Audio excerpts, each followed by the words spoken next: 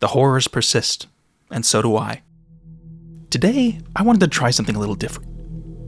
I wanted to tell you a story. But pay close attention, because while it may appear disconnected, I believe this story is one we can all relate to. Greek mythology has earned a special place in the history of the world. It's not only full of epic tales of heroes, monsters, and titans, but also man's eternal struggle against mortality and fate, tales of creation, and so much more. But while Greek mythology may have long outlived its creators, the stories within it have gone on to inspire many of the most powerful and influential civilizations in history. Its influence persists to this day through art, movies, television shows, comics, video games, books, poetry, ethics, politics, and more. But today, I wanted to focus on the strange story of Sisyphus.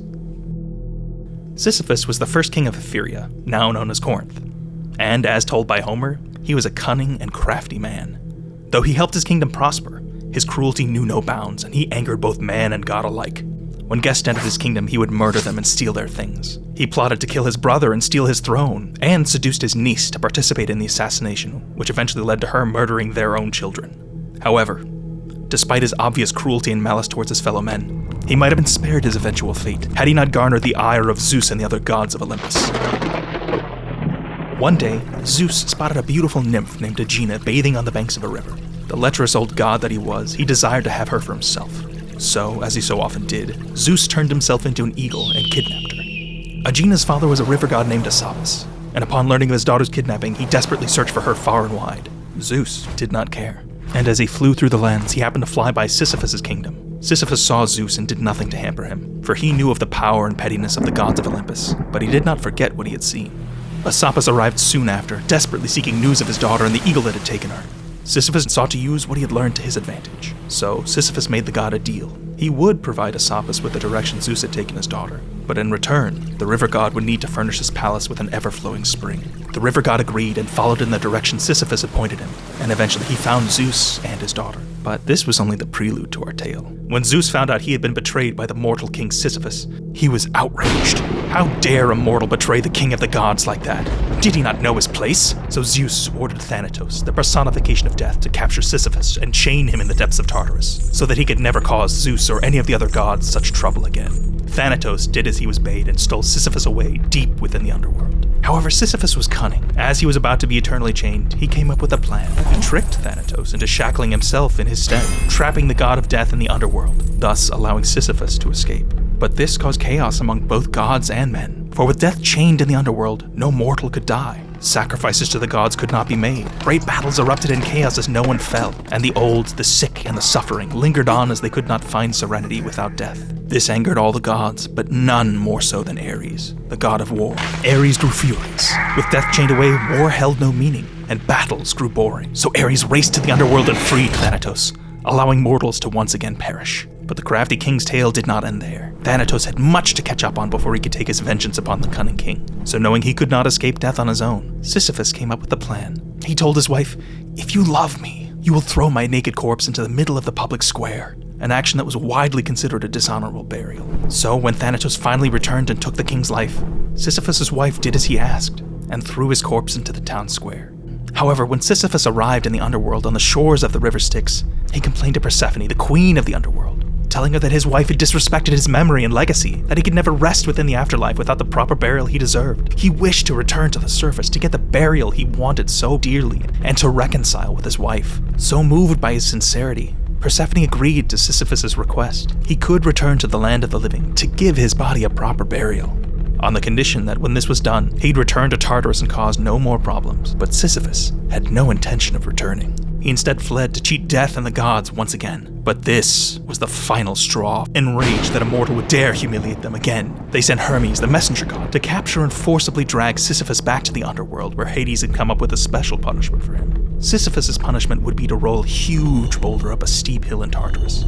But this was no ordinary boulder. Because of his hubristic belief that he was more clever than Zeus and better than the gods, Hades had enchanted the boulder so that just as Sisyphus was about to reach its peak, the boulder would slip his grasp and roll back down to the bottom of the hill, where his punishment would begin again. And this would be his final humiliation. Sisyphus would never be able to reach that summit. He would never complete his task, no matter what tricks he employed, no matter what engineering he could come up with. That boulder would always roll back down to the bottom of the hill. He was doomed to eternally and fruitlessly toil against a punishment he could never escape, and Sisyphus would never again taste victory or relief. And so ends the chilling myth of Sisyphus, a tragic figure in the classical sense. But what does it all mean?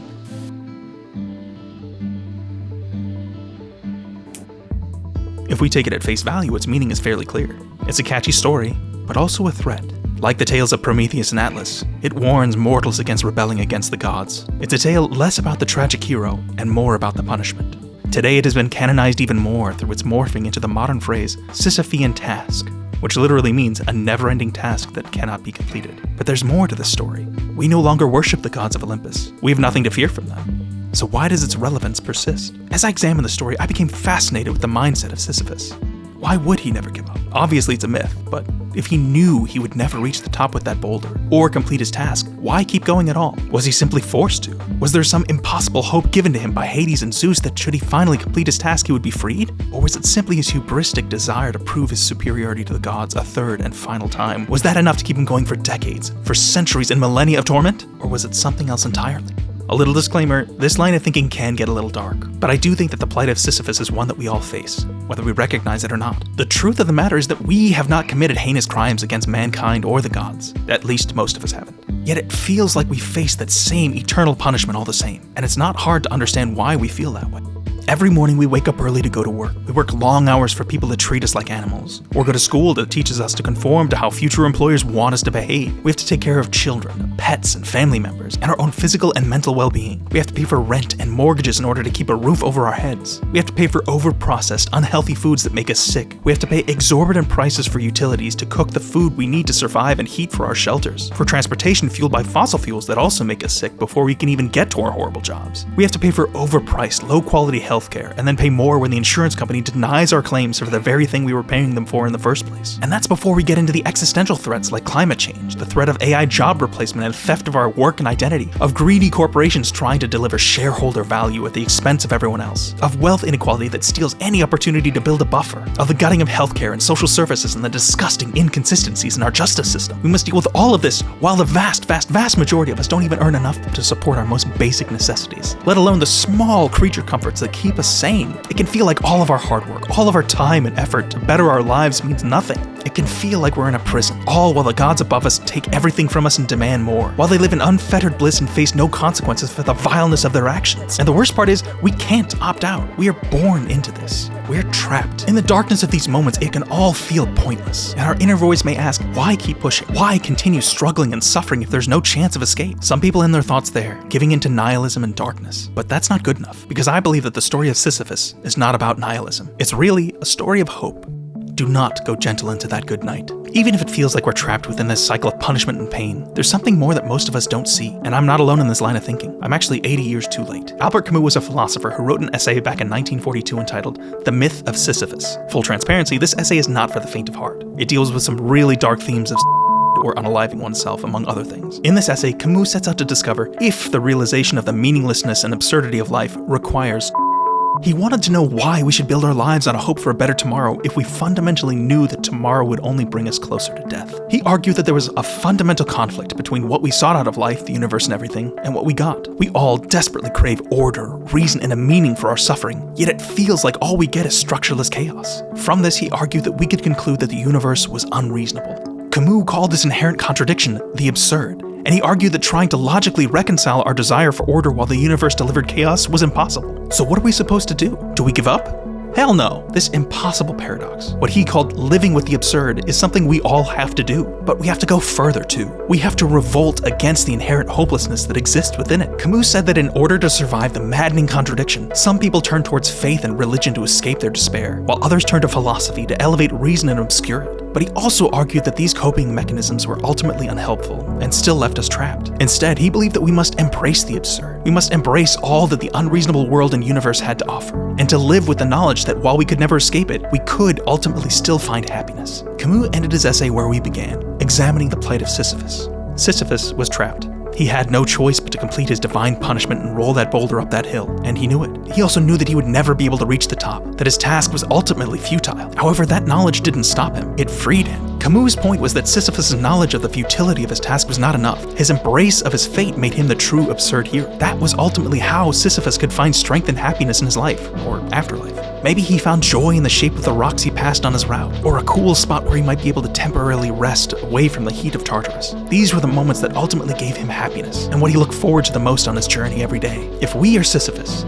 then we all face the recognition that going to our jobs and working day in and day out for people who don't give a crap about us ultimately means nothing. That no matter how well we do or how high we climb, we will always remain stuck within the system. We can never escape this punishment, or become the tormenting gods ourselves. Acknowledging that is key to us ultimately finding happiness, because it frees us from focusing all of our energy on the misery we feel otherwise, of putting all of our energy into the tasks which form our punishment instead of saving some of that energy for ourselves so that we can find happiness. It allows us to realize that we are not alone. We can find friendship, camaraderie, and love on this journey too, and that makes life worth living. Sure, there's pain, suffering, anger, and sadness, but there's also relief, comfort, peace, and joy. In the same way that there is no warmth without cold, there is no good without evil, there is no happiness without sadness. We need the one to experience the other and give the other meaning. Those that fail to recognize this are doomed to fall into the depression and nihilism we were talking about. They'll spend their lives in anger and despair without the relief that comes with an understanding if they would just take a step back and examine their confinement. They will put all of their energy into the tasks of their imprisonment rather than giving some to themselves. They will always wonder how and why they cannot escape the torment, and thus they miss out on all of the joys life has to offer. These are the same types of people who, despite living in the same prison as everyone else, choose to inflict their pain on others rather than search for ways to bring happiness to themselves. They believe that they're different, they're not stuck within this prison, that they can escape its confines to become the torturous gods themselves. And that is truly evil and wrong. We must always strive to make our lives and the lives of people around us better, to live up to the ideals which make us better, to have empathy and kindness to everyone around us.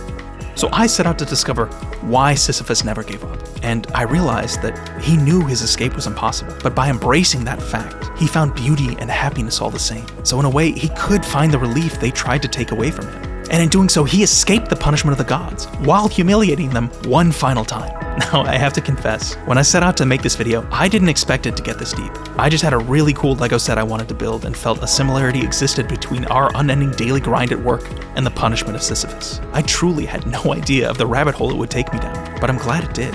And I hope that some of you can appreciate these ideas and escape your prisons too. Anyway, thanks so much for watching. Don't forget to like and subscribe and give the video a comment about your own experiences in this prison below. The horrors persist, and so do I. I'll see you on the next one.